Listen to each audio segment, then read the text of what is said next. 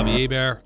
I'm Christian Garrick. Saints win 17-10, Bobby, in frigid Cleveland, Ohio at First Energy Stadium. And this is a team that just found a way to win today. And, hey, it doesn't matter. It doesn't matter how pretty or ugly it was. It's a win.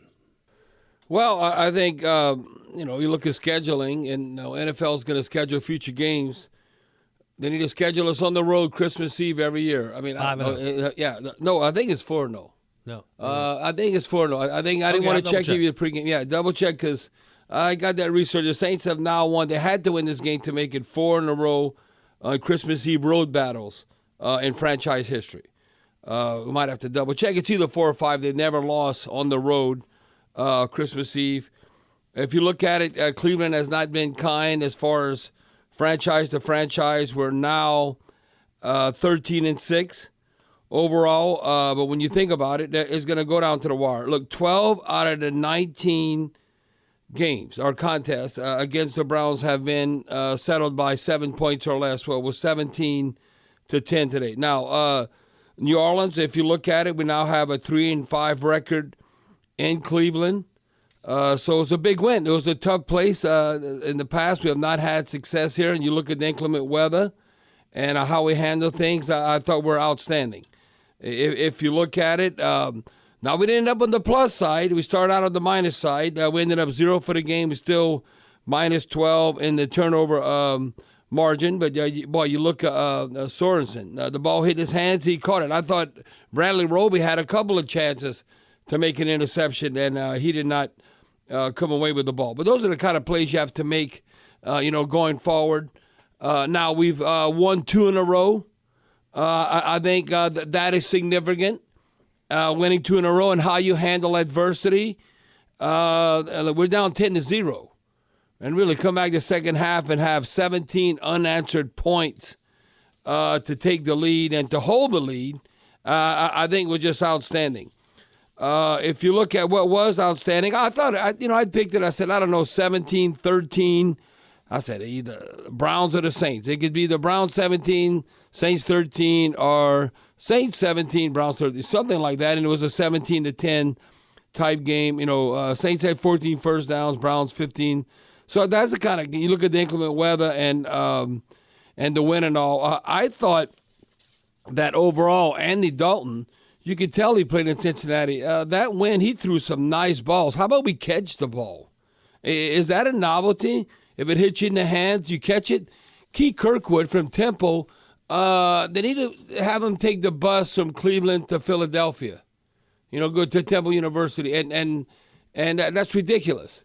Look how significant. Take advantage of your opportunity. You want to be a pro. You want to last. Come on, Key Kirkwood. You got to make those catches. Even Juwan Johnson. If you look at Juwan Johnson, he has to make that play. He's been outstanding, leading the team in touchdown receptions with 7. And he, all of a sudden, we get that pick, and he doesn't come through. And they end up being 8 of 15. Khadijah has been 11 of 15. The same thing with Deshaun Watson. He ended up being under 50%. But they dropped 2 or 3 balls. Even Cooper, Amari Cooper, guy they counting on, dropped a touchdown pass. I think the game plan was where we needed it to be. If you look at it, when you count Alvin Kamara and Taysom Hill, they ended up with 31 touches, 31 total touches, 166 total yards from scrimmage. I thought they were going to utilize, Nick Chubb and Kareem Hunt. They ended up having 124 total yards from scrimmage. So I thought overall it was going to be that kind of game. I thought the game was well officiated. They only called 6 penalties. I think, can you recall we had maybe a game with only 2 penalties? No. This had, but I think it was, we had 2, they had 4. Well, when that kind of temperatures, I don't think the referees want to hold up the game too much. Yeah, Christian, didn't you say, though, that coming into the game? Yeah, they averaged only 11.6. So you think like 5 on each team? Yeah, so as long as it's not like 15. So I thought they had that going, right as far as how the ebb and flow of the game. There was one call, I think, that was away from the play they called on Paulson and Debo that could have affected us. But third down, I think we were very good. We were, I say great whenever we get over 50%, but very good. We were 7 of 15, 47%. Where we were outstanding, I should say, No, we weren't. Yeah, goal to go. You got to punch it in. We were 1 for 1 when you goal to go. And looking at the Browns, and there's a big kudos to our defense. This is where we're outstanding. They were 33%. They were 1 of 3 on 4th down, and they were 1 of 3 in the red zone. So, that's one thing. Defensively this year, we've been pretty stout overall. And look at our scoring defense. I think Deuce mentioned that as of late. I want to say 6 games, whatever. We've held teams under 20 points. Well, hell yeah, you should win those games. And our red zone defense is amongst the best. That's one thing we've built upon what we've done in previous seasons was, bend but don't break, but not giving up touchdowns overall. If you look at, I don't know. We want to get on the plus side. The turnover margin ended up being like 0 for the game. We're still minus 12 for the season.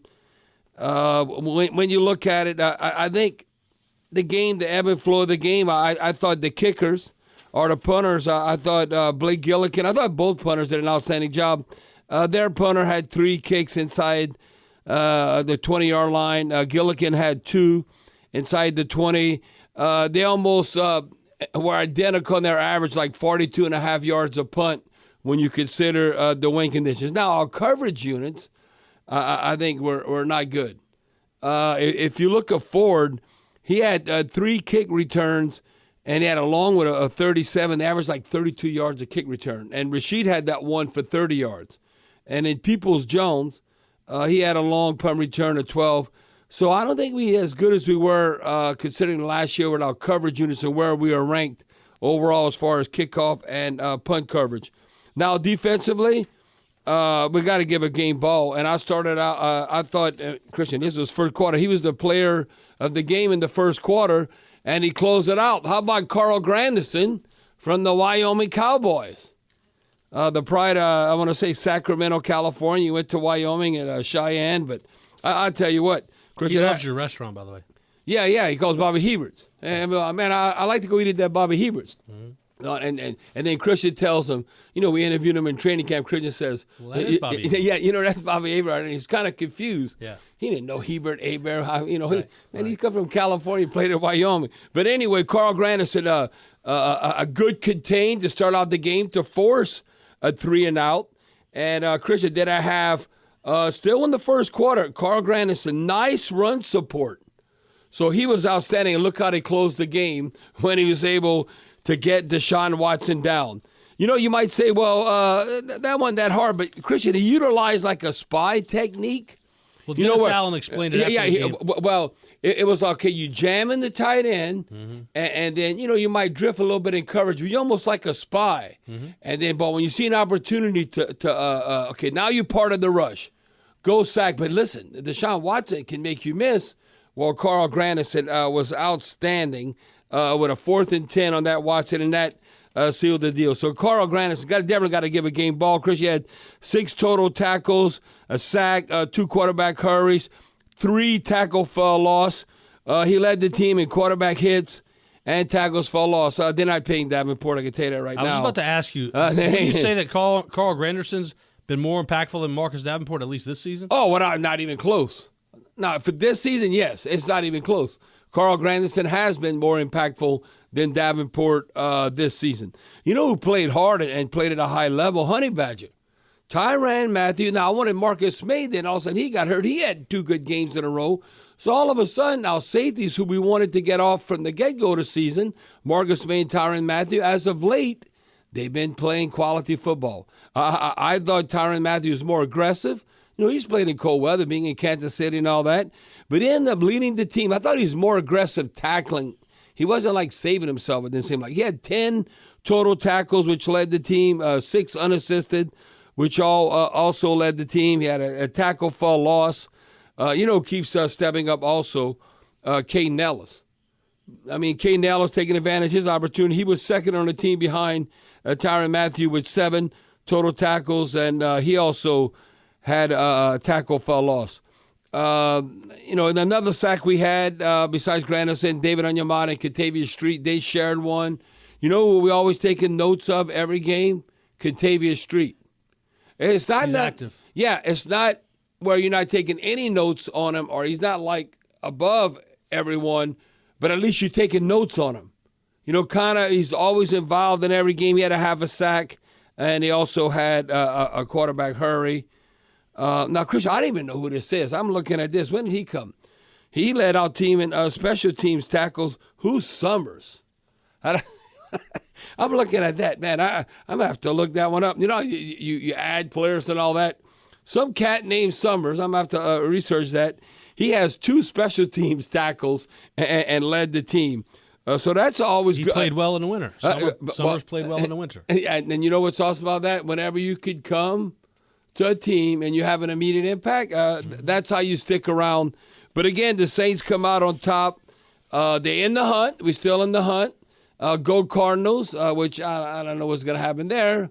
That would be a monumental upset, I think, right now, considering Kyler Murray's not playing. They're playing McSorley. Why am I thinking of what was the movie? Not McFly or something. What was that? Is it Superbad? Back to the Future. Oh, Back to the Future with Marty McFly? Yeah, McFly. I'm thinking like McSorley. I don't know, McFly. Okay. I'm thinking so. Okay. But anyway, here's a guy who's supposed to be the Taysom Hill, the NFL.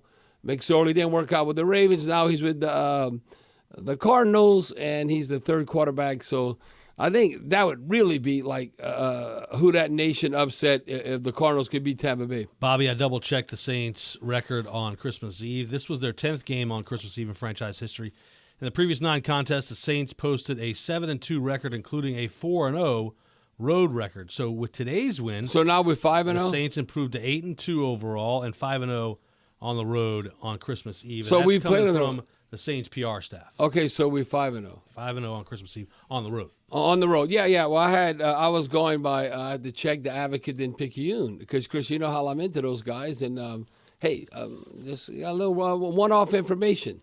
So, hey, I'm not doubting you. I'm just telling you. You know where I got it. I wasn't making it up. Yeah, no, I know. And then so now that's even better. Yeah, 5-0. So now we've won. We need to play on Christmas Eve next year on the road so we can be 6-0. Play every game on Christmas Eve. And keep winning. Let's play all 17. Before Santa Claus comes to town. He's Bobby. I'm Christian. It's the Point After here on the Community Coffee New Orleans Saints Radio Network.